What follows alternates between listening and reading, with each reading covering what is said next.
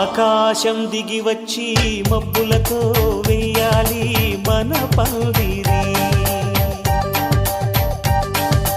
ఊరంతా చెప్పుకునే ముచ్చటగా జరగాలి పెళ్ళంటే మరి.